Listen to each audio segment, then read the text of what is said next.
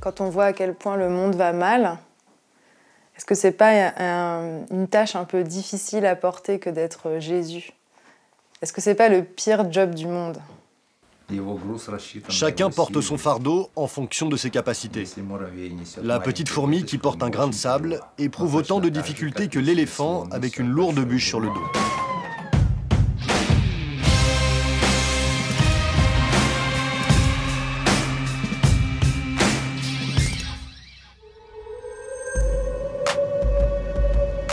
On se croirait encore au-dessus des nuages, mais non.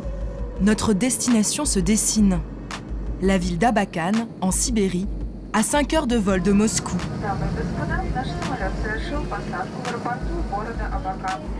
Ensuite, il faut rouler pendant 3 heures, dans un décor tout glacé.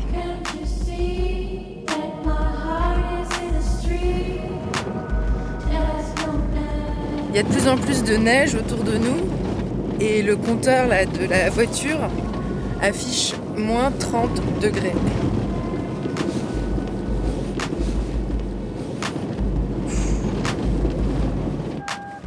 Le but de notre périple, Petropavlovka, le fief des partisans de l'Église du Dernier Testament, une secte née dans les années 90. On s'y est fait inviter pour la semaine.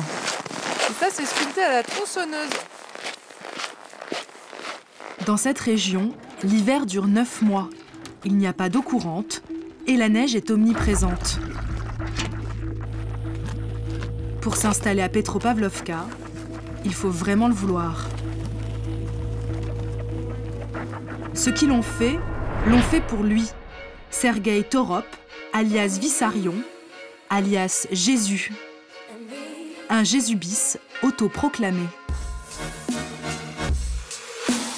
Cet ancien militaire, puis agent de la circulation, a perdu son job en 1990 et a une révélation l'année suivante.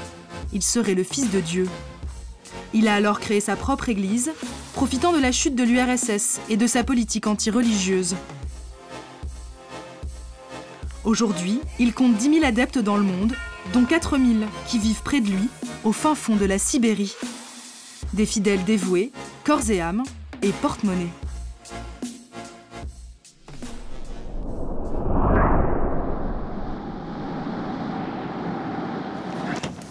Premier matin chez les Vissarionites.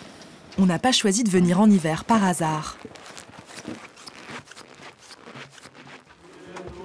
Dans 3 jours, le Messie fête ses 55 ans.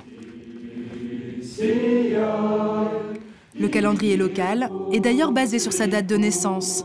Les Vissarionites s'apprêtent à entrer en l'an 56, après Vissarion donc. Cette messe marque le top départ d'une longue procession vers le village du gourou.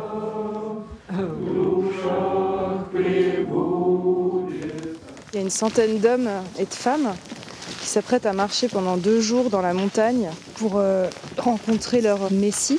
Et il y a des années où il ne vient pas, qui sont même pas sûrs de le voir. Et nous, encore moins. Vissarion parle très rarement aux journalistes. On va quand même essayer d'obtenir une interview. On a hésité à le faire à pied, mais il y avait l'option calèche. Les plus hautes autorités de l'Église du Dernier Testament ouvrent la marche. Ça fait 2 mois que les gens se préparent psychologiquement pour cette procession. Ils ont révisé les psaumes. Ils ont choisi leurs compagnons de marche. Et voilà, nous y sommes. Dans le cortège, des Russes et des étrangers. Des professeurs, des architectes, des gens de tous horizons qui ont tout abandonné pour venir ici. Ils vivent maintenant de petits boulots ou de petits travaux pour la communauté. On repère Tatiana et sa jolie voix de chanteuse d'opéra, qui nous fait des câlins pour répondre à nos questions. Il est comment, Vissarion? Vissarion, il est... comment dire? Il porte toutes les nuances du monde dans son âme. Je l'imagine comme étant l'âme la plus riche et la plus ouverte qui existe.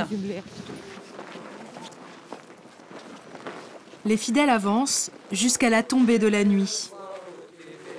Ils la passeront chez l'habitant.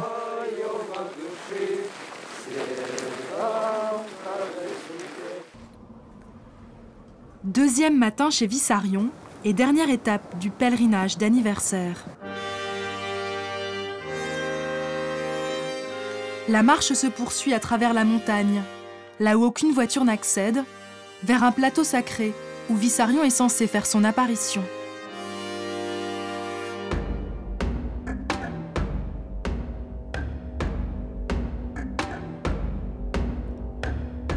Dans la foule, on retrouve des têtes connues.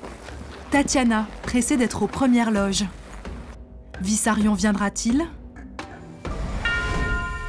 Mystère. Mais son service d'ordre est bien nerveux en tout cas. Quand le professeur descend vers la foule, vous pouvez le filmer. Mais dès qu'il ferme les yeux, qu'il parle ou qu'il repart, là, vous n'avez plus le droit de filmer. Pourquoi? Ce sont les règles.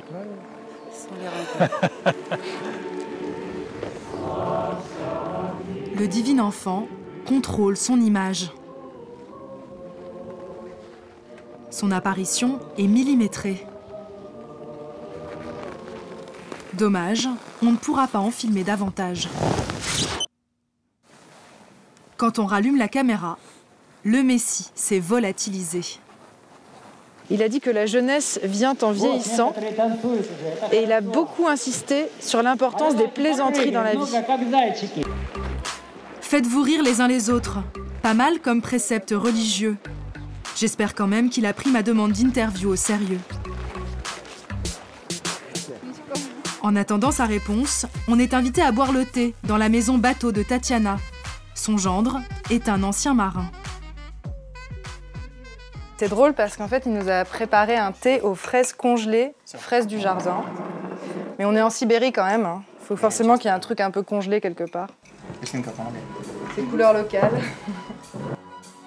Tatiana a quitté Moscou pour s'installer ici en 1994. Depuis 22 ans, elle suit à la lettre les règles de vie dictées par Vissarion, même si elle n'a pas abandonné sa carrière de chanteuse d'opéra. Et les consignes, c'est quoi là? En ce qui concerne la nourriture, nous ne mangeons pas ce qui provient de l'abattage, la viande, le poisson. On est tous végétariens. Les gens de notre communauté cultivent de grands jardins pour s'affranchir aussi du système monétaire. Le Messie, lui, croit toujours, semble-t-il, au pouvoir de l'argent. Les membres de la secte qui travaillent doivent lui reverser 30% de leurs revenus. Autre règle, il est interdit de fumer, de boire ou de dire des grossièretés, dixit le Dernier Testament, écrit par Vissarion, leur Bible, qu'ils connaissent par cœur. Là, il est quand même beaucoup plus jeune, non? Oui, il doit avoir 30 ans et quelques. On se quitte sur une chanson que Tatiana a écrite pour Vissarion.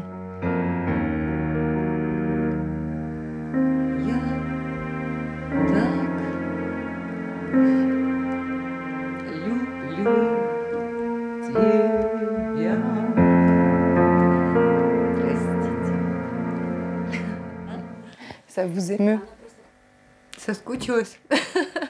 Il me manque. Ce sont des larmes de femme. J'aime énormément le professeur. Il me manque beaucoup, donc je pleure.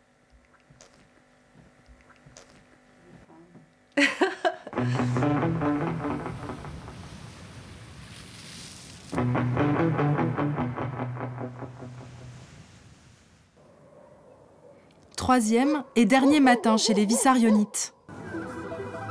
J'ai enfin obtenu le droit de rencontrer le Fils de Dieu. Il vit perché sur la montagne, protégé par un bon service d'ordre.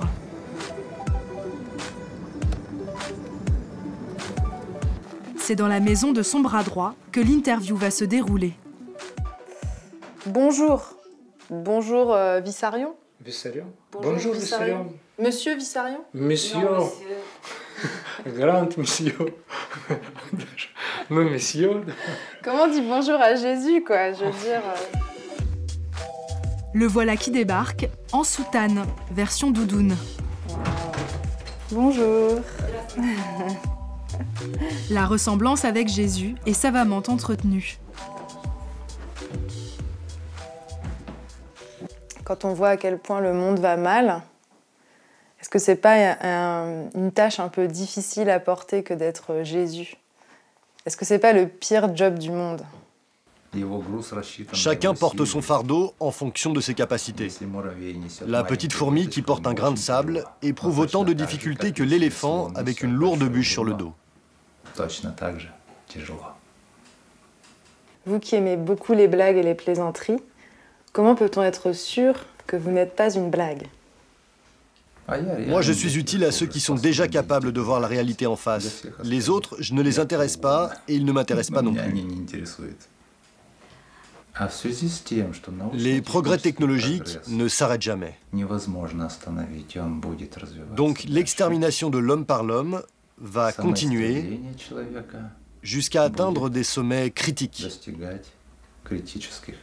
C'est sans doute pour cela qu'il me fallait apparaître.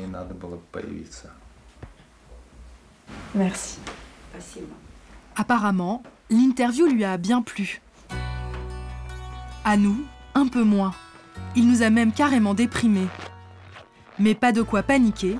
Vissarion a déjà annoncé la fin du monde à plusieurs reprises. Raté. Une mauvaise blague de son père, sans doute.